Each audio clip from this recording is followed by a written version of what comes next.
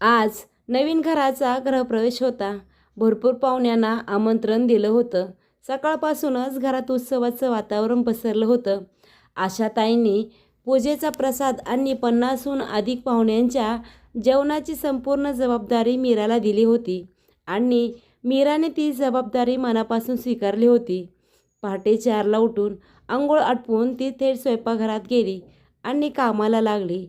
प्रत्येक पदार्थ तिनं आपलं संपूर्ण प्रेम, श्रद्धा आणि मन ओतलं होतं. साजूक तुपात काजू घालून केलेला प्रसाद, मसाल्याच्या सुवासाने दरवळणारा कुर्मापुरी, पुलाव, कोशिंबीर, गुलाबजामन सगळंच पदार्थांनी स्वयंपाकघर सुगंधित झालं होतं. घामाने ओथंबलेली ती, पण चेहऱ्यावर समाधानाचा प्रकाश होता. पूजा मोठ्या थाटामाटात पार पडली. पाहुणे जेवायला बसले आणि मीरा आनंदाने सगळ्यांना जेवण वाढू लागली. तेवढ्यात एका पाहुण्याने आपल्या थाळीतील पुरी तोडली आणि कुर्म्यासोबत तोंडात टाकताच जोरात ओरडला, "अरे, यात तर खडा आहे. हे काही खायला दिले?" मीराचं हृदय अक्षरशः धडधडू लागलं. ती काही समजून घेते तोवर दुसरा पाहुणा भाजीची वाटी फेकत म्हणाला, "यात तर मेलेलं झुरळ आहे. धर्मकर्माच्या दिवशी असं अन्न वाढतात का?" क्षणात हॉलमध्ये गोंधळ उडाला. आशाताई म्हणजे मीराची सासूबाई संतापून उठल्या. देवासाठी ठेवलेला प्रसाद त्यांनी चाखला आणि संतापाने वाटी जमिनीवर आपटली. "अगं मूर्ख बाई, प्रसादात मीठ टाकलंस. देवाचाही अपमान केला तू. माझ्या सगळ्या घराण्याचं नाक कापलंस." मीराच्या पायाखालची जमीन सरकली. "मीठ, झुरळं, खडा हे सगळं कसं शक्य आहे? आई, मी तर सगळं स्वतःच्या हाताने केले." असं म्हणता म्हणता ती थरथर कापू लागली. अश्रूने डोळे भरून आले, पण कुणालाच तिची दया आली नाही. सगळ्यांच्याच नजरेत ती दोषी ठरली होती. जणू तिनं एखादा अक्षम पापच केले होते. आदित्य जो कालपर्यंत तिच्यावर जीव ओवाळून टाकत होता, आज तिच्याकडे तुच्छ आणि घृणास्पद नजरेने पाहत होता. "माफ करा आई." मीरा हात जोडून जमिनीवर बसली. रडत म्हणाली, मला खरंच काही कळत नाही. माझ्यावर विश्वास ठेवा." तेव्हा मोठी जाऊ विद्या पुढे आली आणि शहाणपणाने परिस्थिती सावरली. "शांत हो आई. पाहुण्यासमोर तमाशा करणं योग्य नाही. चुका सगळ्यांकडूनच होतात." "काही नाही मीरा, मी सगळं बघते." विद्याची लहान बहीण प्रिया, जी काही दिवस तिच्याकडे राहायला आली होती आणि नुकतीच घटस्फोटानंतर सावरत होती, तीही तिथेच होती. दोन्ही बहिणींनी काही वेळातच पुन्हा सगळा स्वयंपाक बनवला आणि पाहुण्यांना वाढला. आत्ता विद्याचं कौतुक सुरू झालं. सून असावी तर अशी. घराची लाज राखली आणि मीरा मात्र एका कोपऱ्यात उभी होती, घाम आणि अश्रूंनी भिजलेली. तिच्या आत काहीतरी तुटलं होतं. तिला असं वाटत होतं जणू कोणीतरी तिला जिवंतपणे भिंतीत गाडून टाकलं आहे. ती विचार करत राहिली, माझ्या हातचं अन्न असं कसं होऊ शकतं? माझ्याशिवाय स्वयंपाकघरात कोण गेलं असेल? पण तिला अजून ठाऊक नव्हतं, ही तर फक्त सुरुवात होती. अशा एका कट कारस्थानाची पहिली कडी, जी तिच्या हसऱ्या उजळ आयुष्याला नरकाच्या आगीत ढकलणार होती. त्या दिवसानंतरनं घरातलं वातावरणच बदललं. मीराची छोटीशी चूक आता राईचा पर्वत झाली होती.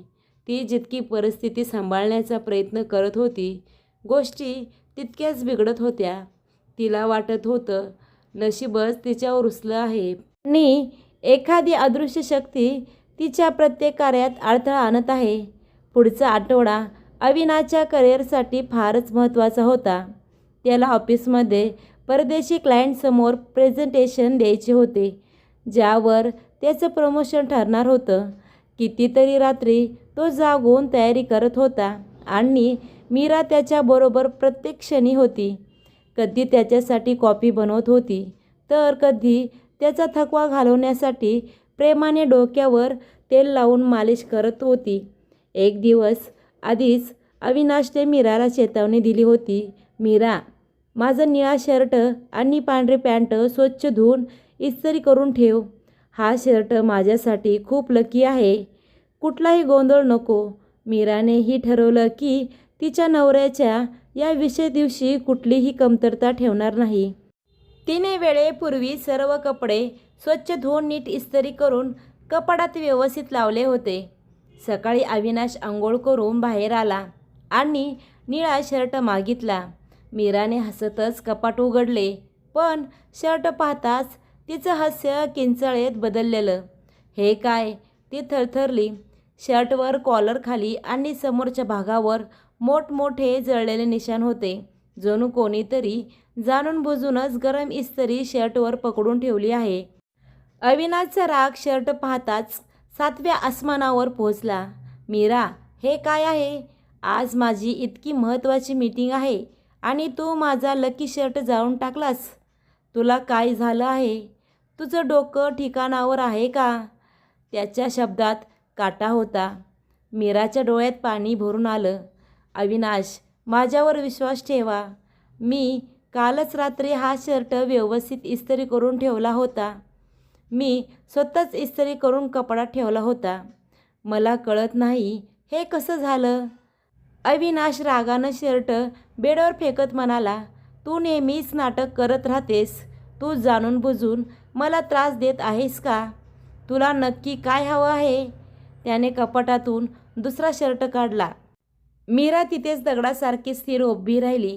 तिला समजत नव्हतं. अविनाश ऑफिसला निघून गेला. संध्याकाळी मीराने ठरवलं की आज अविनाशचा राग शांत करण्यासाठी काही खास बनवावं. मीराने प्रेमाने आणि आशेने स्वयंपाकघरात पाऊल टाकला, पण आज ती जास्त सावध होती. प्रत्येक पदार्थ 2दा तपासला. तिखट, मीठ सर्व काही अचूक प्रमाणात टाकलं होतं. रात्री जेवणाच्या टेबलवर बसताना मीराची नजर फक्त अविनाशवर होती. अविनाशने पहिला घास तोंडात घेतलाच की त्याचे डोळे लाल झाले. मोठमोठ्याने खोकला आणि ओरडला, पाणी पाणी. सगळे घाबरले. सासूबाईंनी एक घास घेतला आणि त्यांना पण तोंड जळल्यासारखं वाटलं. त्या रागाने म्हणाल्या, मीरा, तुला काय हवं आहे? आम्हा सर्वांना मारून टाकायचं आहे का? किती तिखट घातलं आहेस? असं जेवण कोण खाऊ शकेल? मीराने थरथरत्या हाताने एक घास घेतला, पण तिचा पण घसा जळून निघाला. इतकं तिखट की जणू संपूर्ण मिरचीचा डबा भाजीमध्ये ओतून दिला होता. आई, मी फक्त अर्धा चमचा मिरची पावडर टाकली होती. मला कळत नाही ही भाजी एवढी कशी तिखट झाली. मीरा हात जोडून म्हणाली. अविनाश पुन्हा रागाने उठला आणि ताट टेबलवर फेकत म्हणाला, तुला कधीच काही कळत नाही. नाहीतर तू जाणून बुजून हे करत आहेस. नाहीतर खरंच तुझं डोकं फिरलंय. मला तुझ्याबरोबर राहायला भीती वाटते. माहीत नाही तू कधी काय करशील. ते शब्द ऐकून मीराला असं वाटलं जणू कोणीतरी तिच्या काळजात खोल वार केला आहे. अविनाश जेवण न करताच थेट खोलीत निघून गेला. त्या रात्री मीरा स्वयंपाकघरात बसून कितीतरी तास रडत होती. तिची मोठी जाऊ विद्या हळूच तिच्या जवळ आली. अगं मीरा, तिनं तिच्या खांद्यावर हात ठेवला. जास्त विचार करू नकोस ग. कधी कधी तणावामुळे असं होतं. आपल्या लक्षातच राहत नाही. काही वेळा मीराचे डोळे पाणावले. ती हुंदके देत म्हणाली, पण बहिणी, असं नेहमी माझ्याबरोबरच का होतंय? खरंच मी वेडी होत चालले का? ती विद्याच्या खांद्यावर डोके ठेवून रडू लागली. विद्याने तिच्या डोक्यावरून हात फिरवत प्रेमाने म्हटलं, नाही ग वेडे, असं काही नाही. तू फक्त काही दिवस स्वतःला विश्रांती दे. सगळं हळूहळू ठीक होईल. पण मीराचं मन तुटू लागलं होतं. रोजच्या तणावाने, आरोप प्रत्यारोपांनी आणि अविनाशी वाढत चाललेल्या दुराव्यामुळे तिचं आयुष्य जणू रिकामं होतं. घर आता घरासारखं वाटत नव्हतं. जणू एखादा पिंजरा ज्यात तिच्या साऱ्या आठवणी, सगळी स्वप्नं हळूहळू श्वास गुदमरत मरत चाललेली होती. तिला वाटलं जर ती आणि अविनाश काही दिवस या दूषित वातावरणापासून दूर गेले तर कदाचित सगळं पुन्हा पूर्वीसारखं होईल. एका रात्री अविनाश झोपाची तयारी करत होता. मीरानं धीर एकवटला आणि त्याच्याकडे गेली. अविनाश, ती हळू आवाजात म्हणाली, मला माहीत आहे तुम्ही माझ्यावर रागवला आहात, पण आपण आपल्या नात्याला अजून एक संधी देऊ शकतो का? प्लीज कुठेतरी बाहेर जाऊया. फक्त तुम्ही आणि मी. 3-4 दिवसासाठी एखाद्या शांत थंड ठिकाणी. कदाचित आपण पुन्हा एकमेकांना समजू शकू. अविनाशनं क्षणभर तिच्या ओलसर डोळ्याकडे पाहिलं. त्या डोळ्यामध्ये अजूनही आशेची एक लुकलुकणारी ज्योत होती. त्याच्या मनातल्या कुठल्या तरी गाभाऱ्यात जुन्या मीरासाठीचं प्रेम अजूनही दडलेलं होतं. त्याने एक दीर्घ श्वास घेतला आणि शांत स्वरात म्हणाला, ठीक आहे मीरा, जसं तू म्हणतेस. पुढच्या आठवड्यात जाऊया. ते शब्द ऐकताच मीराच्या चेहऱ्यावर आशेचा एक तेजस्वी किरण उमटला. तिला वाटलं जणू तिचं हरवलेलं जग तिला परत मिळणार आहे. पुढचे काही दिवस ती उत्साहाने इंटरनेटवर सुंदर ठिकाण शोधत होती. डोंगराच्या कुशीत वसलेले एक छोटं मोहक रिसॉर्ट तिने बुक केलं. स्वतःसाठी नवीन कपडे घेतले. काही जीन्स, काही टॉप्स आणि एक अतिशय सुंदर ड्रेस. मनाशी ती ठरवून बसली होती, ती पुन्हा एकदा तीच जुनी चुलबुली मीरा बनेल, जिच्यावर अविनाश पहिल्याच नजरेत प्रेमात पडला होता. प्रवासाच्या आदल्या दिवशी ती बॅग पॅक करत होती. तिचं मन चिमणीसारखं फडफडत होतं. ओठांवर हसू होतं. आत्ता सगळं काही ठीक होईल. पण नियतीला काहीतरी वेगळंच मंजूर होतं. संध्याकाळी सगळ्या तयारीनंतरनं विद्या घरात आली. तिचा चेहरा चिंतेने भरलेला होता. डोळे लाल झालेले, जणू ती तासनतास रडली होती. आई म्हणतच विद्या आपल्या सासूच्या कुशीत शिरली आणि हांबरडा फोडला. आत्ताच माहेरहून फोन आला होता आईचा. बाबांची तब्येत खूप बिघडली आहे. छातीत तीव्र वेदना झाल्यात. हॉस्पिटलमध्ये दाखल केले. डॉक्टर म्हणतायत पुढचे 24 तास फारच क्रिटिकल आहेत. मला ताबडतोब जायला हवं. सासूबाईंचे डोळे मोठे झाले. काय ग, व्याहींना काय झालं? त्या घाबरून म्हणाल्या. माहीत नाही आई, विद्या हुंदके देत म्हणाली. आई एकटी घाबरून जाईल. मी उद्या सकाळच्या पहिल्या गाडीनं निघते. इतक्यात तिनं मीराकडे एक कटाक्ष टाकला आणि शांतपणे म्हणाली, पण आई, तुमची तब्येत ही गेल्या 2 दिवसापासून बरी नाही आहे. घरात एकटं कसं राहणार तुम्ही? तिचा इशारा स्पष्ट होता. सासूबाई लगेच म्हणाल्या, अगं काही नाही झालं आणि तू कशाला काळजी करतेस? मीरा आणि अविनाश पुन्हा कधीही फिरायला जाऊ शकतात. पण घरात कोणीतरी हवं ना सगळं काही पाहायला. हे ऐकताच मीराची सगळी स्वप्नं काचेसारखी तुटून विखरली. तेव्हा विद्या अजून निरागसपणे म्हणाली, नको आई, या दोघांना जाऊ द्या. त्यांचं तिकीट, हॉटेल सगळं बुक आहे. केवढं नुकसान होईल. मी प्रियाला सांगून जाते. ती 2 वेळचं जेवण बनवेल आणि तुमची काळजी घेईल. अगं तिकीट कॅन्सल कर. सासूबाईंचा आवाज कठोर झाला. पहिल्यांदा घर आणि कुटुंब महत्त्वाचं आहे, फिरणं नाही. मीरा काही क्षण शांत बसली. मग एक दीर्घ श्वास घेत ती म्हणाली, ताई, तुम्ही काळजी करू नका. तुम्ही तुमच्या वडिलांकडे जा. सासूबाईंची जबाबदारी माझी. आम्ही पुन्हा केव्हाही जाऊ शकतो. विद्या रडतच मीराच्या गळ्यात पडली. मी तुझी खूप आभारी आहे मीरा, ती हुंदके देत म्हणाली. पण त्या क्षणी मीराची सगळे स्वप्न, सगळ्या आशा एकदम कोसळून पडल्या. जणू कोणीतरी तिचं मन चिरून टाकलं होतं. त्या रात्री अविनाश घरी आला आणि सगळं ऐकलं. तेव्हा तोही काही न बोलता शांत झाला. फक्त एवढंच म्हणाला, ठीक आहे मीरा, जसं तुला बरं वाटतं तसं कर. त्याच्या आवाजात एक थंड धारदार कटाक्ष होता. जणू तो सुद्धा या ट्रिप रद्द होण्यालाच मीरा जबाबदार आहे असं मानत होता. विद्या गेल्यानंतरनं पुन्हा त्यांचं बाहेर जाण्याचं कधीच ठरलं नाही. मीरा जेव्हा हा विषय काढायची, अविनाश काही ना काही कारण सांगून तो टाळायचा. त्यांच्यातलं न बोललेलं अंतर दिवसेंदिवस वाढत गेलं आणि नात्यातली दरी आणखीन खोल होत गेली. अविनाश आता आधीपेक्षाही जास्त गप्प, चिडचिडा आणि अलिप्त झाला होता. तो ऑफिसमधून उशिरा यायचा आणि आल्यावर थेट आपल्या खोलीत जाऊन बसायचा किंवा लॅपटॉपसमोर डोळे खिळून काम करत राहायचा. मीरा जितकी त्याच्याजवळ जाण्याचा प्रयत्न करत होती, तितकाच अविनाश तिच्यापासून दूर जात होता. एके संध्याकाळी मनात साचलेल्या भावनांना शब्द द्यावेत म्हणून आणि आईची तब्येत विचारण्यासाठी मीराने आईला फोन केला. काही दिवसापासून आईची तब्येत ठीक नव्हती आणि ती काळजीत होती. आई, कशी आहेस? आता तब्येत बरी आहे ना? मीराचा आवाज मृदू पण काळजीने भरलेला होता. ठीक आहे बाळा. आईच्या आवाजात एक न बोललेला थकवा आणि कमजोरी होती.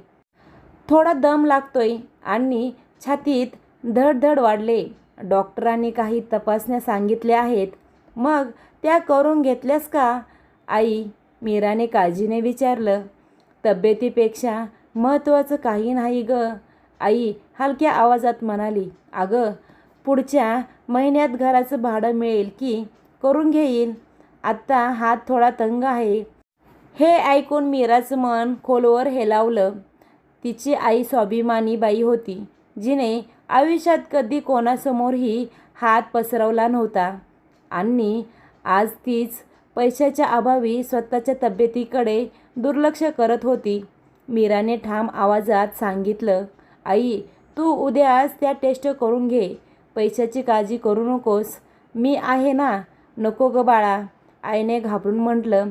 तुझ्या सासरच्यांना वाईट वाटेल, चांगलं दिसणार नाही. तू त्याची चिंता करू नको आई, मीरा प्रेमाने म्हणाली. अविनाश खूप समजूतदार आहेत, ते काही म्हणणार नाहीत. मी त्यांना आजच रात्री सगळं सांगते. आई अजूनही नाही म्हणत होती तेव्हा मीराने तिला आपली शपथ घातली. जेव्हा तुझ्याकडे पैसे येतील तेव्हा मला परत दे, पण आत्ता तपासण्या करून घे. आणि तिनं मोबाईल बँकेमधून 20,000 रुपये आईच्या खात्यावर ट्रान्स्फर केले. तिच्या मनात समाधान होतं की किमान ती आपल्या आईच्या वेदनेच्या काळात तिच्या कामी आली. ती मनाशी म्हणाली, आज रात्री अविनाशला सगळं सांगून टाकायचं. तो नक्की समजून घेईल. पण रात्री जेव्हा अविनाश घरी आला त्याचा चेहरा रागाने लालबुंद झाला होता. दरवाजातूनच त्याचा आवाज गडगडला. मीरा, मीरा कुठे आहेस तू? मीरा घाबरून स्वयंपाकघरातून धावतच बाहेर आली. काय झालं अविनाश? एवढं रागवलेले का आहात? अविनाशनं आपला मोबाईल तिच्यासमोर धरला आणि कडक आवाजात म्हणाला, हे काय आहे मीरा?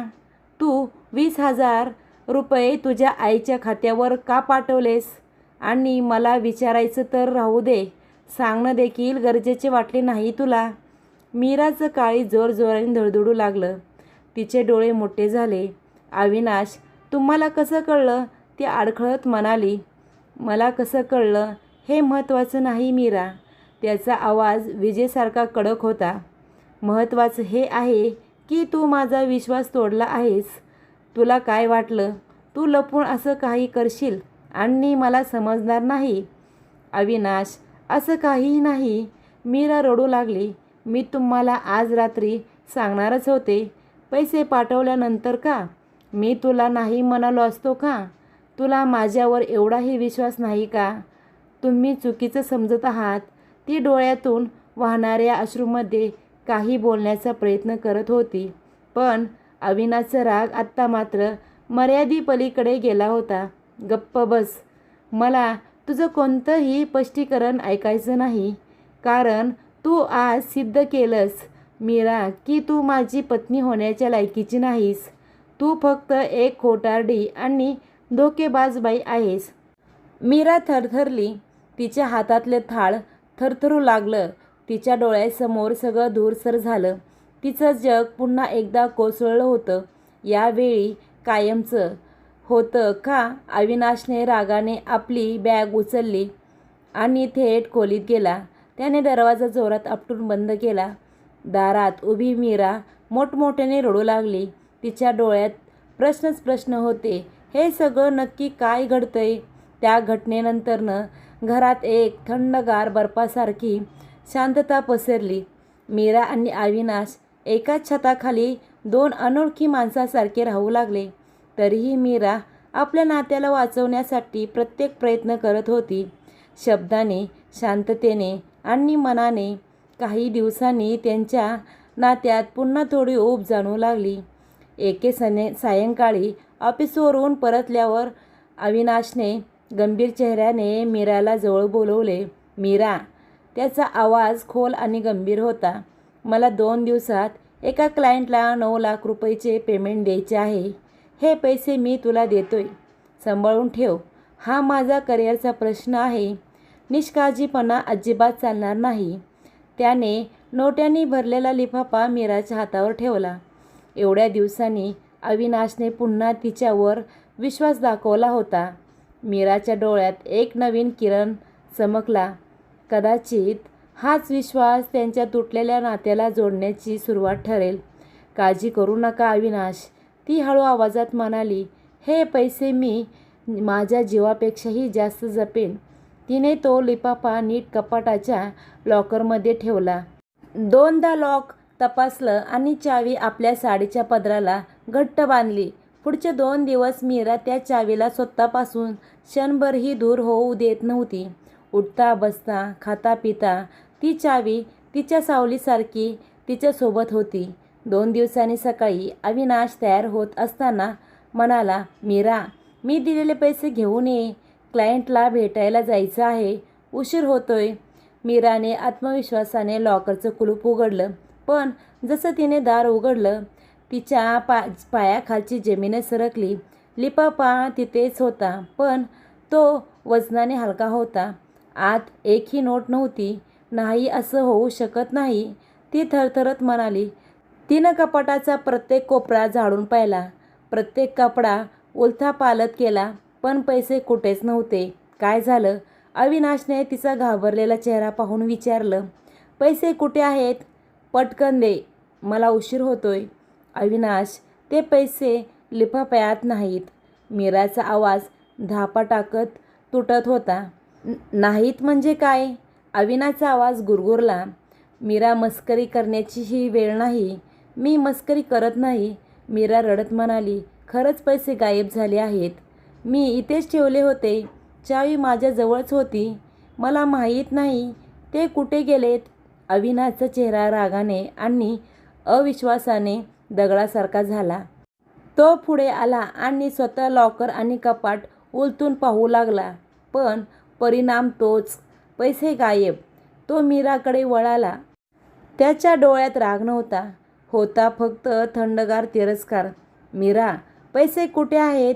मला खरंच माहीत नाही अविनाश, देवाची शपथ. खोटं. अविनाश ओरडला. तू ते पैसे कुठेतरी लपवले आहेस. नाहीतर तुझ्या आईला दिले असतील. तिच्या त्या लोभी घरासाठी तू एवढ्या खालच्या पातळीवर गेलीस.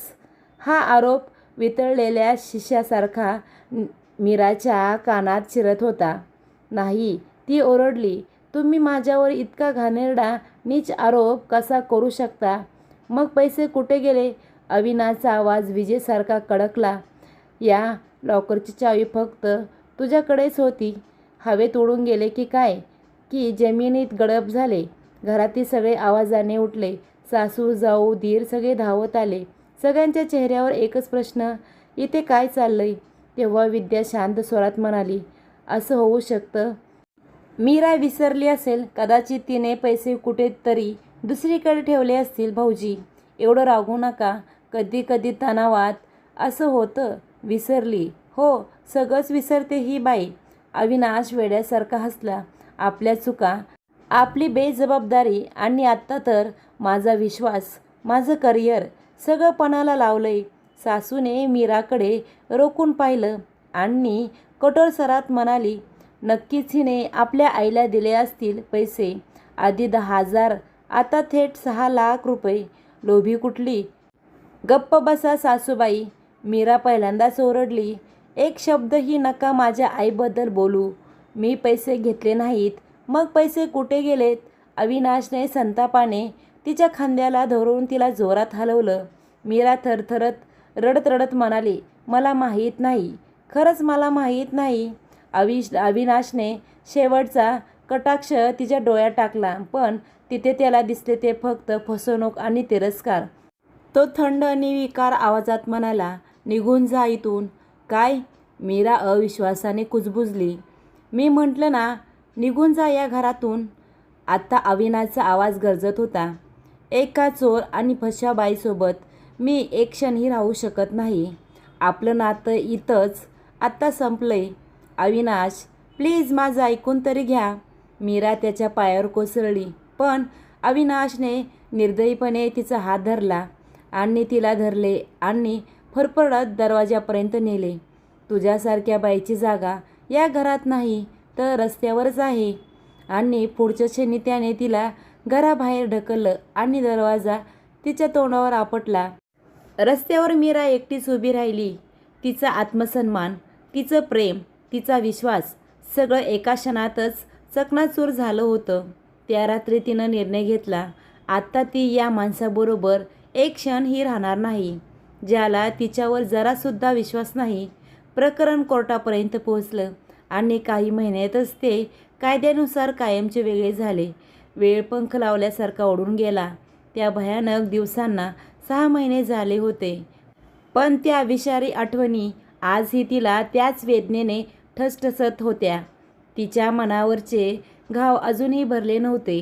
ती आजही स्वतःलाच विचारायची, माझी चूक नेमकी काय होती? रात्रभर छताकडे पाहती तासनतास पडून राहायची. त्या क्षणांना आठवायची जेव्हा अविनाश तिच्या डोळ्यात पाहून म्हणायचा, मीरा, तू माझ्या आयुष्यातील सर्वात सुंदर भेट आहेस. आणि आता तोच अविनाश तिच्यावर चोरीसारखा घाणेरडा आरोप करतोय. यावर तिचा विश्वास बसत नव्हता. तेवढ्यात तिच्या आईचा आवाज आला, किती दिवस स्वतःला या खोलीत बंद करून ठेवणार आहेस बाळा? आई आत आली. बाहेर पड, लोकांना भेट. आयुष्य असं थांबत नाही रे, ती हळू आवाजात म्हणाली. मीराने पुसटच हसत डोळे पुसले. आई, मनच करत नाही बाळा, मनाला तयार करावं लागतं.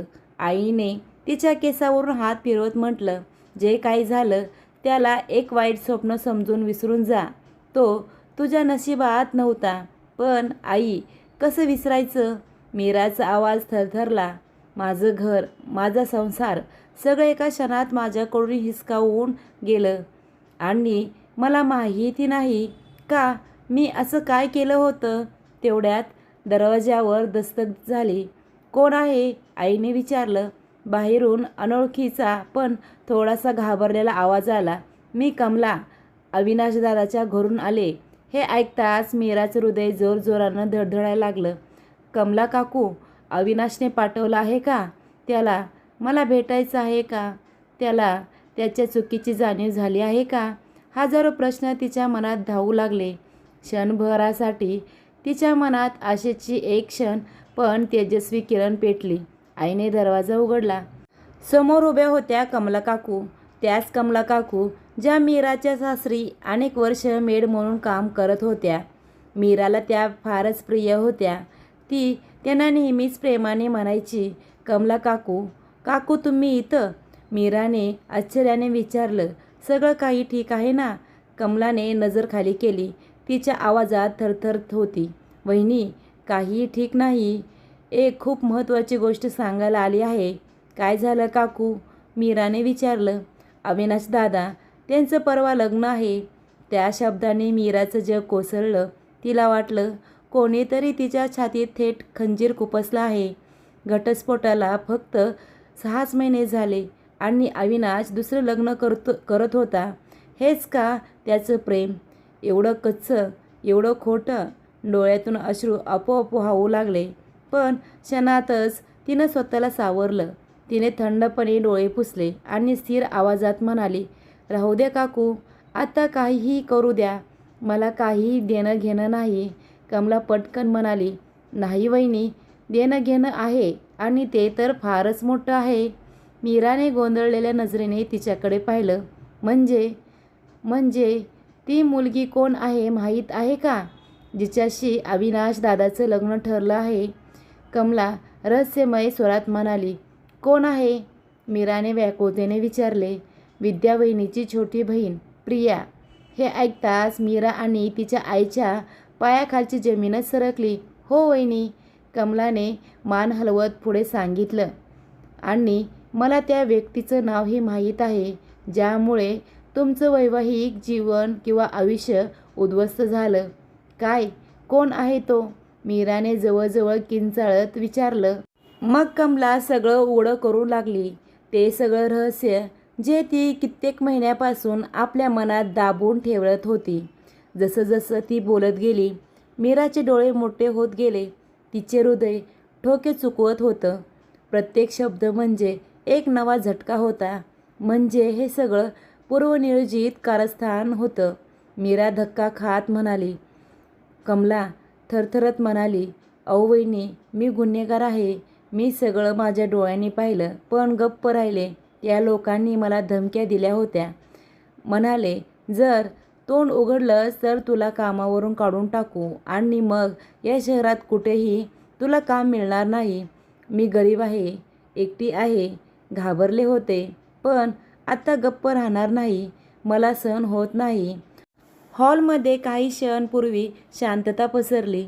मीराने आपले अश्रू पुसले आणि निर्धाराने उभी राहिली. तिच्या चेहऱ्यावर आता दुःख नव्हतं. तिथं होता एक अविचल संकल्प आणि नजरेत पेटलेली आगीची ठिणगी. आता मी बघते त्यांचा हा डाव कसा पूर्ण होतो ते. हॉल फुलांनी सजलेला होता. अविनाश नवरदेवाच्या पोशाखात घोड्यावर बसला होता. पण चेहऱ्यावर आता दुःख नव्हतं. तिथं होता एक अविचल संकल्प आणि नजरेत पेटलेली आगीची ठिणगी. आता मी बघते त्यांचा हा डाव कसा पूर्ण होतो ते. हॉल फुलांनी सजलेला होता. अविनाश नवरदेवाच्या पोशाखात घोड्यावर बसला होता. पण त्याचा चेहरा निर्विकार, भावनाहीन. तो फक्त ते करत होता जे त्याला करायला सांगितलं होतं. मित्र नाचत होते, हसत होते, पण अविनाशची नजर कोणाला तरी शोधत होती. वरात हॉलच्या दारात पोचली. प्रिया नववधूच्या पोशाखात आली. चेहऱ्यावर हास्य. गुरुजींनी मंत्रोच्चार सुरू केले. अविनाश आणि प्रिया मांडवात बसले. दोन जिवंत माणसं, पण जणू निर्जीव पुतळे. आता वर वधू उभे राहा आणि 7 फेऱ्यांसाठी तयार व्हा, गुरुजी म्हणाले. अविनाश आणि प्रिया उभे राहिले. पहिलं पाऊल होमच्या चारी बाजूनी टाकणार इतक्यात थांबा. मुख्य दरवाजातून एक दृढ, ओळखीचा आणि अधिकारपूर्वक आवाज घुमला. हॉल पूर्ण शांत झाला. पाहुण्यांची कुजबूज थांबली. नजर एकाच दिशेने वळाली. दरवाजात मीरा उभी होती. हिरव्या रंगाचा शालू, डोळ्यात काजळाची धार आणि चेहऱ्यावर अलौकिक तेज. आज ती कोलमडलेली रडणारी मीरा नव्हती. ती होती साक्षात दुर्गा, निष्ठुर, तेजस्वी. तिच्या डोळ्यात ना अश्रू होते ना भीती, फक्त एकच ज्वालामुखीचा लालसर प्रकाश. जणू ती आज सगळं जाळूनच राख करायला सज्ज होती. ती हळूहळू पण ठाम पावलं टाकत स्टेजच्या दिशेने जाऊ लागली. प्रत्येक पावलाबरोबर लोकांची कुजबूज वाढू लागली. ही तर मीरा आहे ना? ही इथे काय करत आहे? यांचं तर घटस्फोट झाला होता ना? अविनाशने जेव्हा मीराला पाहिलं तेव्हा त्याच्या पायाखालची जमीन सरकली. त्याचं हृदय जोरजोराने धडधडू लागलं. एक क्षण त्याला वाटलं जणू तो एखादं स्वप्न बघतोय. आशाताईंचं तोंड आश्चर्याने उघडं राहिलं आणि विद्याचा चेहरा भीतीने पांढरा पडला. तिला आपल्या डोळ्यांवर विश्वासच बसत नव्हता. मीरा सरळ स्टेजच्या समोर येऊन उभी राहिली. तिची नजर फक्त आणि फक्त अविनाशवर होती. तेवढ्यात आशाताई रागाने पुढे आल्या. तुझं धाडस कसं झालं इथं यायचं? माझ्या मुलाचं आयुष्य पुन्हा उद्ध्वस्त करायला आली आहेस का? निघून जाईन इथून लगेच.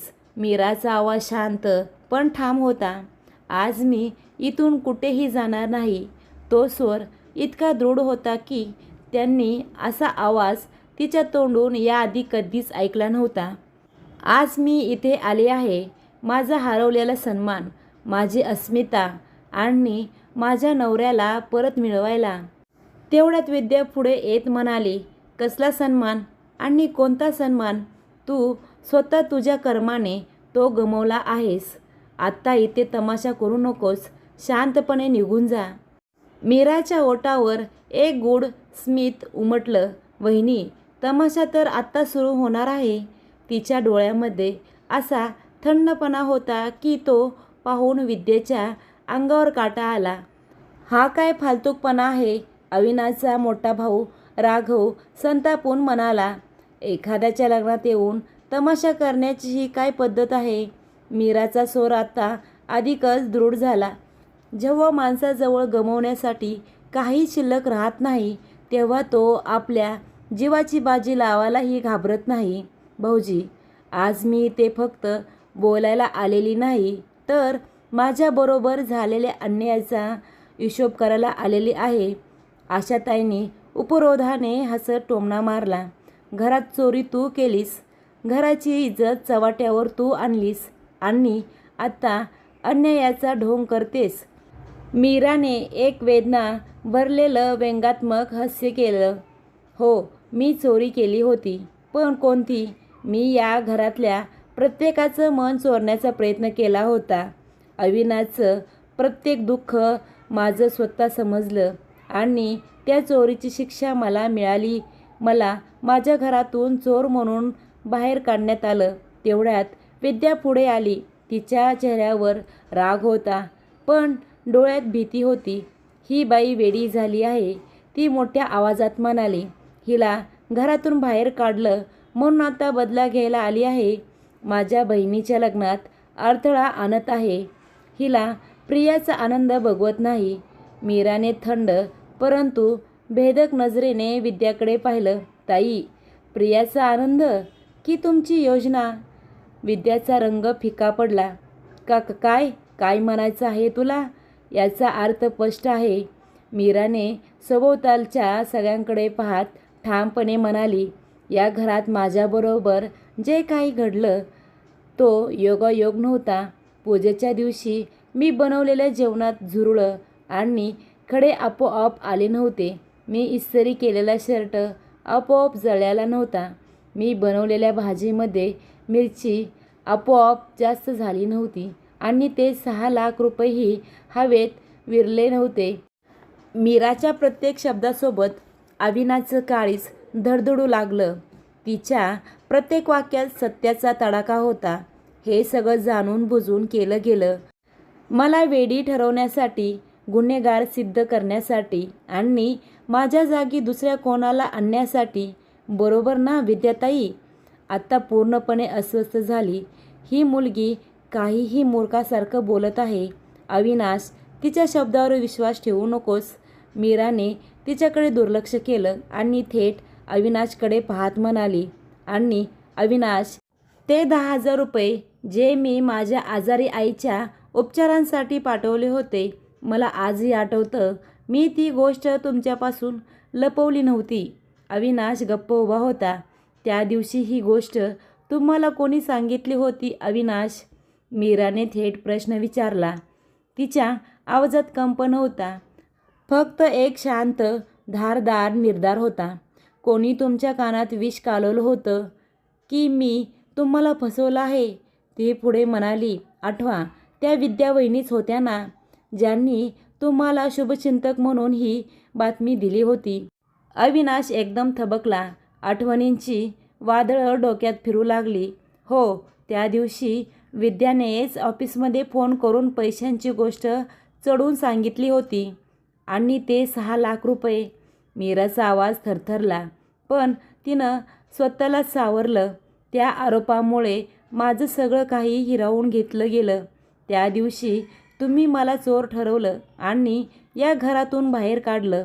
अविनाश, तुम्हाला आजही वाटतं का की ते पैसे मीच चोरले होते? मग कोणी चोरले होते? आशाताई मध्येच म्हणाल्या. चावी तर फक्त तुझ्याजवळच होती. मीराच्या ओठावर एक वेदनायुक्त पण विजयी स्मित उमटलं. थोडा धीर ठेवा आशाबाई, ती म्हणाली. ज्याने चोरी केली तोच आज आपल्याच तोंडाने आपला गुन्हा कबूल करेल. विद्याच्या अंगावर घाम फुटला होता. तिच्या कपाळावरून घामाचे थेंब गालावरून ओघळले. ती स्वतःला सावरत म्हणाली. मीरा, बस कर आता, खूप झालं तुझा तमाशा. मीराने शांतपणे हसत उत्तर दिलं. असं कसं ताई, अजून तर खरं खोटं बाहेर यायचं आहे. तिने दरवाजाकडे पाहून मोठ्या आवाजात म्हटलं. कमला काकू, आत या. कमला काकू दबक्या पावलानं आत आली. विद्याचं काळीज धडधडायला लागलं. तिचा चेहरा पिवळा पडला. तिनं कधीही कल्पना केली नव्हती की ही म्हातारी बाई आज तिच्या विरुद्ध उभी राहील. बोला कमला काकू, मीराने तिला धीर देत म्हटलं. काकू, आज कोणालाही घाबरण्याची गरज नाही. जे सत्य आहे ते सर्वांसमोर सांगा. कमलाने एक दीर्घ श्वास घेतला. तिचा आवाज थरथरत होता, पण शब्दात प्रामाणिकपणा होता. त्या दिवशी घरात पूजा होती. मी स्वयंपाकघरात होते. मीरा वहिनींनी खूप प्रेमाने सगळा स्वयंपाक केला होता. पण जेव्हा त्या बाहेर गेल्या तेव्हा मी विद्या वहिनींना भाजीमध्ये काहीतरी मिक्स करताना पाहिलं. काय मिक्स करताना? आशाताई आश्चर्याने विचारू लागल्या. पहिल्यांदा तर मला समजलं नाही त्या काय करत आहेत, पण जेव्हा मी विचारलं त्या घाबरल्या, अगदी जसं चोरी पकडली गेली. कमला रडत म्हणाली, खोटं, ही म्हातारी खोटं बोलत आहे. विद्या किंचाळली. कमला पुढे म्हणाली, त्यावेळी वहिनी म्हणाल्या भाजीमध्ये मीठ कमी होतं म्हणून घालत होते. पण मला त्यांच्या नजरेत काहीतरी वेगळं दिसलं. काहीतरी चुकीचं चालू होतं. मग काय झालं पुढं? अविनाशने शांतपणे विचारलं. मी पुन्हा काही बोलण्याचा प्रयत्न केला तर मोठ्या वहिनी माझ्याकडे रागाने पाहत म्हणाल्या, मोलकरणी आहेस, मोलकरणीच राहा. मोलकरणीची कामे सोडून तू काय करत आहेस? मोलकरणीच राहा, नाहीतर कामावरून काढून टाकेन. हॉलमधल्या सगळ्यांनी थक्क होऊन तिच्याकडे पाहिले. कमलाच्या आवाजात वेदना होत्या. त्यावेळी मी भीतीपोटी गप्प राहिले. पण नंतर मला जाणवलं की माणूस दुसऱ्याला कमीपणा दाखवण्यासाठी एवढ्या खालच्या पातळीवर जाऊ शकतो का? मीराने हळूच आवाजात विचारलं. काकू, तुम्ही अजून काही पाहिलं होतं का? हो, कमलाने मान डोलवली. मी अनेक वेळा विद्या वहिनींना तुमच्या खोलीत लपून छपून जाताना पाहिलं आहे. देव जाणे त्या काय करायला जात होत्या.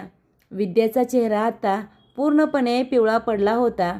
कमला पुढे म्हणाली, जेव्हा मीरा वहिनींना घरातून बाहेर काढलं तेव्हा मला समजलं की मी मोठी चूक केली होती. मला तेव्हाच बोलायला हवं होतं. कमलाचा आवाज आत्ता पश्चातापाने भरलेला होता. आणि मग एके दिवशी मी मोठ्या वहिनींना फोनवर बोलताना ऐकलं. सुरुवातीची 2-3 वाक्य ऐकताच माझ्या पायाखालची जमीनच सरकली. मी तत्काळ माझा मोबाईल काढला आणि रेकॉर्डिंग सुरू केलं. हे ऐकताच विद्याचं भानच हरपलं. ती किंचाळली, तू काय बडबड करत आहेस? हा सगळा मूर्खपणा आहे. कमलाने आपला जुना मोबाईल काढला. यामध्ये ती रेकॉर्डिंग आहे ज्यात मोठ्या वहिनींचा आवाज आहे. चालू करा, मीराने हळू सांगितलं. कमलाने थरथरत त्या हाताने रेकॉर्डिंग प्ले केलं. रेकॉर्डिंगमध्ये आजूबाजूचा गोंगाटा होता, पण विद्याचा आवाज स्पष्ट ऐकू येत होता. बघितलं प्रिया, मी एका दगडात 2 पक्षी मारले. एका बाजूला मीराला या घरातून बाहेर काढलं आणि दुसऱ्या बाजूला ते 6 लाख रुपये हडपले. त्या पैशामधून मी एक सोन्याचा हार आणि कानातले झुमके बनवले आहेत. तू बघ प्रिया, या घरात पुढेही तेच होईल जे मला हवं आहे. दुसऱ्या बाजूने प्रियाने काहीतरी म्हटलं. त्यावर विद्या म्हणाली, एवढं सोपं नव्हतं तिला घरातून काढणं. पण मी एक एक करून असं षडयंत्र रचलं की तिला घरातून काढूनच दम घ्यावा लागला. रेकॉर्डिंग थांबताच हॉलमध्ये मृत्यूसारखी शांतता पसरली. राघवचा चेहरा रागाने आणि अपमानाने विकृत झाला. तो विद्याकडे वळाला आणि ओरडला, तर म्हणजे तो हार आणि झुमके खोटे सांगितले होते का की ती तुझ्या आईने दिलेले आहेत, पण ते चोरीच्या पैशाचे होते? विद्याचा घसा कोरडा पडला. तिला उत्तरही सापडत नव्हतं. तेवढ्यात एक जोरदार आवाज घुमला. राघवने रागाने विद्याला चापट मारली. त्या एका फटक्यात विद्या जमिनीवर पडली. तू माझ्या घराण्याची इज्जत चव्हाट्यावर आणलीस. माझ्या भावाचा संसार तुझ्यामुळे उद्ध्वस्त झाला आणि चोरीच्या पैशातून दागिने बनवून मला खोटे सांगितलेस. राघव संतापला. विद्याच्या गालावर त्याच्या हाताचे ठसे उमटले होते. विद्या अविश्वास आणि अपमानानं नवऱ्याकडे तोंड करून पाहत होती. हॉलमधील प्रत्येक व्यक्ती स्तब्ध झाला. विद्याचा खरा चेहरा पाहून कोणाला आपल्या डोळ्यावर विश्वास बसेना. राघव रागाने थरथर करत होता. त्याने विद्याला दंडाला पकडून उभे केले. तू हे सगळं का केलंस? एवढा मोठा छळ. विद्याच्या डोळ्यात आता भीती नव्हती, तिरस्कार होता. ती व्यंगातून हसली. माझ्या मनात ईर्ष्या होती. हो, मी केलं. मी हे सगळं केलं. मी मीरावर जळत होते. ती ओरडली. ज्या दिवशी ही बाई या घरात आली त्याच दिवसापासून ती मला खटकत होती. घरात प्रत्येकजण फक्त मीरा मीरा करत होते. मीरा किती चांगला स्वयंपाक करते, मीरा किती काळजी घेत आहे, मीरा किती संस्कारी आहे, आणि मी या घरात कोणाला दिसतच नव्हते. हे सगळं ऐकून मला वेड लागायची वेळ आली होती. मला असं वाटायला लागलं की मी फक्त घरात काम करणारी बाई आहे आणि खरी महाराणी तर ही आहे. विद्या पुढे म्हणाली, मला सुरुवातीपासूनच वाटत होतं की माझी बहीण प्रिया या घरात माझी छोटी जाऊ म्हणून येईल, पण अविनाशच्या डोळ्यावर फक्त मीराच्या प्रेमाची पट्टी बांधली होती. त्याने मीराशी विवाह केला. माझ्या बहिणीचंही लग्न झालं, पण तिचा घटस्फोट झाला आणि ती माहेरी येऊन राहू लागली. ती रडत प्रियाकडे पाहू लागली. मी माझ्या बहिणीला उदास बघू शकत नव्हते. मला वाटत होतं मीराला मिळणारं प्रेम आणि सन्मान माझ्या बहिणीला मिळायला हवं होतं. मग मी निर्णय घेतला, मी हिला या घरातून काढून टाकेल. बस करा वहिनी. आत्तापर्यंत गप्प असलेला अविनाश वाघासारखा गरजला. तुमच्या ईर्षेच्या आगीत तुम्ही माझ्या आणि मीराच्या नात्याला जाळून राख केलं. त्याच्या डोळ्यात अश्रू होते. तो मीराकडे वळाला, पण त्याच्या हृदयात तितकंही धैर्य नव्हतं की तो तिच्या डोळ्यात पाहू शकेल. तेवढ्यात राघव संतापाने म्हणाला, विद्या, तुला आता या घरात जागा नाही. आजपासून तुझा आणि माझा संबंध संपला. प्लीज राघव, माझं ऐकून घ्या. विद्या विनवणी करू लागली. चालती हो इथून, निघून जा. राघव मोठ्याने म्हणाला. आशाताई डोक्याला हात लावत खाली बसल्या. हे देवा, मी काय केलं? मी माझ्या मुलीसारख्या सुनेवर विश्वास ठेवला नाही आणि एका नागिनीसारख्या स्त्रीमुळे तिला हरवून बसले. हॉलमध्ये मृत्यूसारखी शांतता पसरली होती. सगळ्यांची नजर मीरावर खिळलेली होती. अविनाश, जो आत्तापर्यंत धक्क्यात गप्प उभा होता, तो हळूहळू मीराकडे चालू लागला. त्याचे पाय डगमगत होते. डोळ्यात पश्चाताप, लाज आणि असह्य वेदना दाटून आल्या होत्या. मीरा, मी तुझ्यावर फार मोठा अन्याय केलेला आहे. त्याचा आवाज थरथरत होता. मीराने त्याच्याकडे थंड, निर्विकार नजरेने पाहिलं, पण काहीही बोलली नाही. अचानक अविनाशचे पाय थरथरले आणि तो मीराच्या पायाशी कोसळला. मीरा, माफ कर मला. शक्य असेल तर मला माफ कर. मी तुझ्यावर विश्वास ठेवला नाही. मी किती मूर्ख होतो. मी माझ्या स्वतःच्याच बायकोवर, माझ्या प्रेमावर संशय घेतला आणि त्या बाईवर विश्वास ठेवला, जी आपल्या नात्याला वाळवीसारखी खात होती. हॉलमध्ये उपस्थित असलेला प्रत्येकजण हे दृश्य पाहून व्याकुळ झाला. जो अविनाश नेहमी अभिमानाने उंच मान करून चालायचा, आज तो आपल्या पत्नीच्या पायाशी नतमस्तक झाला होता. मीरा, प्लीज काहीतरी बोल. अविनाशने तिचा हात पकडला. मला एक संधी दे. माझ्याबरोबर परत आपल्या घरी चल. मी माझ्या प्रत्येक चुकीचं पश्चाताप करेन. तुला या जगातलं सगळं सुख देईन. मीराच्या ओठावर एक कडवट हास्य उमटलं. सुख, ती म्हणाली. अविनाश, एका स्त्रीसाठी तिचा सन्मान आणि आत्मसन्मान हीच खरी तिची संपत्ती असते. पण तू माझ्या त्या संपत्तीचे तुकडे तुकडे केलेस. मला खोटारडी, चोर आणि धोकेबाज ठरवलंस. तुला काय वाटतं, फक्त माफी मागून त्या जखमा भरून निघतील का? ती सगळ्यांकडे पाहत पुढे म्हणाली. मी आज इथे माझा सन्मान परत मिळवायला आलेली आहे. तो तर मला मिळालाच आहे, पण आता मला इथं एक क्षणही राहायचं नाही. ती जाण्यासाठी वळाली, पण अविनाशने तिचा हात पकडला. मीरा, तू अशी जाऊ शकत नाहीस. तू माझी बायको आहेस. मीराने हात झटकून घेतला. अविनाश, मी तुझी आत्ताची बायको नाही. आता मी फक्त मीरा आहे.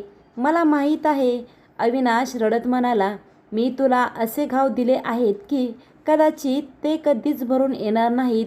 मी तुला माफ कर असंही म्हणणार नाही, कारण माझा अपराध माफीच्या लायकीचा नाही. पण मीरा, तुला आठवतात का ते दिवस जेव्हा आपण एकमेकांच्या श्वासामध्ये जगायचो?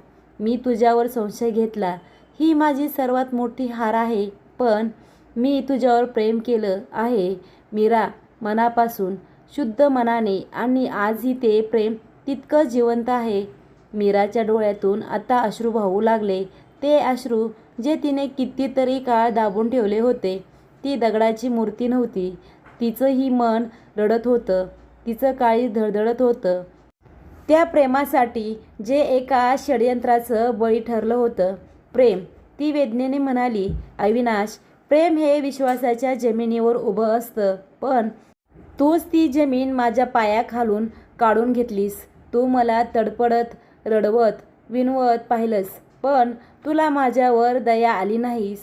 तू मला चोर म्हणालास, धोकेबाज म्हणालास, आणि मी प्रत्येक आरोप गप्पच सहन करत राहिले. अविनाशने नजर खाली केली. मीरा, मी एक हत्यारा आहे. मी तुझ्या स्वप्नांना मारलं, तुझ्या चेहऱ्यावरचं हसू मारलं, तुझ्या विश्वासाला ठार मारलं, आणि सर्वात मोठे म्हणजे मी आपल्या प्रेमाला ठार मारलं. मीरा, मला शिक्षा दे.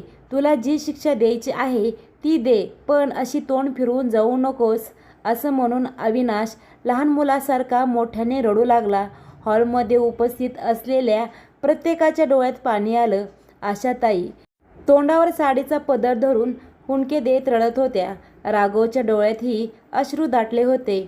मला माहीत आहे मीरा, अविनाश म्हणाला, तू मला माफ करू शकत नाहीस, आणि मी माफीच्या लायकीचाही नाही. पण इतकं तरी सांग, तुझ्या मनाच्या एका कोपऱ्यात अजूनही माझ्यासाठी एखादी छोटीशी जागा आहे का? मीराच्या डोळ्यात पाणी आलं. अविनाशचं ते रूप पाहून तिचं काळीज व्याकुळ झालं. ज्या प्रेमाला तिने महिन्यापासून मनात दाबून ठेवलं होतं, ते आता बाहेर फुटण्यास आतुर झालं होतं. ती थरथरत्या आवाजात म्हणाली, अविनाश उठा, असं रडू नका. नाही मीरा, अविनाशने मान हलवली. जोपर्यंत तू मला माफ करत नाहीस, तोपर्यंत मी इथून उठणार नाहीस. गरज पडली तर माझा शेवटचा श्वासही मी इथेच घेईन. मीराला आत्ता अजून सहन होत नव्हतं. तिच्या डोळ्यातून ओघळणारे अश्रू तिला स्वतःलाच दिसत नव्हते. ती खाली बसली. अविनाशचं डोकं आपल्या हातात घेतलं आणि हळूच आवाजात म्हणाली, अविनाश, माझ्याकडे बघा. अविनाशने ओले डोळे वर केले. त्याच्या नजरेत अपराध, पश्चाताप आणि अश्रू एकाच वेळी दाटून आलं होतं. मीराने त्याच्या डोळ्याकडे सरळ पाहत शांतपणे म्हणाली, अविनाश, तुम्ही मला विचारलं होतं की माझ्या मनात आजही तुमच्यासाठी जागा आहे का? खरं सांगायचं झालं तर हो आहे. तुम्ही माझं मन तोडलं, पण माझं प्रेम नाही. तुम्ही माझ्या आत्म्याला जखमी केलंत, पण त्या प्रेमाचं तेज विझू शकलात का? नाही, कधीच नाही. हे ऐकून अविनाशचा श्वासच थांबला. त्याचे ओठ थरथरले. मीरा पुढे म्हणाली, जेव्हा तुम्ही मला त्या घरातून बाहेर काढलं, तेव्हा मी पूर्णपणे कोलमडून गेले होते. पण जेव्हा मला कळलं की तुम्ही दुसरं लग्न करत आहात, तेव्हा माझं मन मला सांगत होतं की मी अजूनही तुमच्यावर तितकंच प्रेम करते. मी ते परत आले त्यासाठी नाही की मला तुम्हाला परत मिळवायचे नव्हते, तर मी आले होते की तुम्हाला चुकीच्या हातात जाण्यापासूनच थांबवावं. कारण एक खरी पत्नी कितीही दुखावलेली असली तरी ती आपल्या नवऱ्याचं वाईट कधीच इच्छित नाही. अविनाशच्या डोळ्यातून वेदनेचे आणि लाजेचे पाणी ओघळू लागले. तो मोठ्याने रडू लागला. तू एवढी कशी चांगली आहेस मीरा? मी तुझ्याशी एवढं वाईट वागलो तरीही तू. मीराने त्याच्या चेहऱ्यावर हात ठेवला आणि अलगद म्हणाली, कारण मी तुमच्यावर प्रेम करते अविनाश. शेवटी तुम्ही माझे पहिलेच प्रेम आहात, माझं आयुष्य आहात. मी तुमच्याशी लग्न केले आहे आणि आता तुम्ही माझ्या होणाऱ्या बाळाचे वडील आहात. अविनाश काही क्षण तिच्याकडे आश्चर्याने पाहत राहिला. काय खरंच? त्याचा आवाज थरथरला. तू खरं बोलतेस का मीरा? मी बाप होणार आहे. तो रडतच हसू लागला. त्याचे हात थरथरत होते. हो अविनाश, मीराने हळूच उत्तर दिलं. मी 6 महिन्याची गर्भवती आहे हे ऐकून अविनाशला स्वतःवरच ताबा राहिला नाही. त्याने मीराला घट्ट मिठी मारली. दोघेही रडत होते. वेदनेचे अश्रू, आनंदाचे अश्रू, समाधानाचे अश्रू. मीरा, मला माफ कर, कृपा करून मला माफ कर, अविनाश पुन्हा पुन्हा म्हणत होता. मीराने हळूच त्याचा चेहरा हातात घेतला. अविनाश, मी तुम्हाला तर केव्हाच माफ केलं होतं. फक्त तुम्हाला हे समजवून द्यायचं होतं की एका स्त्रीचा सन्मान म्हणजे तिचं आयुष्य असतं. तो सन्मान हरवला तर ती जगते पण आतून मरते. त्या दिवशी त्याच मांडवात जिथे कधी गैरसमजाची सावली पसरली होती, अविनाश आणि मीराने पुन्हा 7 फेरे घेतले. प्रत्येक फेऱ्याबरोबर एक नवीन वचन, एक नवीन विश्वास, एक नवीन सुरुवात जन्माला आली. जेव्हा अविनाशने मीराच्या गळ्यात पुन्हा मंगळसूत्र बांधलं, तेव्हा संपूर्ण हॉल टाळ्यांच्या गजराने दुमदुमला. जणू संपूर्ण विश्वच प्रेम आणि न्यायाच्या विजयाचा उत्सव साजरा करत होता. त्या दिवशी मीराला तिचा हरवलेला सन्मान परत मिळाला आणि अविनाशला त्याचं संपूर्ण जीवन, त्याची मीरा, त्याचं प्रेम परत मिळालं. दोघांनाही मिळाली होती एक नवीन सुरुवात, विश्वास, क्षमा आणि अनंत प्रेमाच्या सुंदर बंधनात गुंफलेली सुंदर गाठ. जर तुम्हाला ही कथा आवडली असेल तर या कथेला लाईक करा, शेअर करा आणि चॅनलला सबस्क्राईब करा. परत भेटूया अशाच नवनवीन कथेसह. धन्यवाद.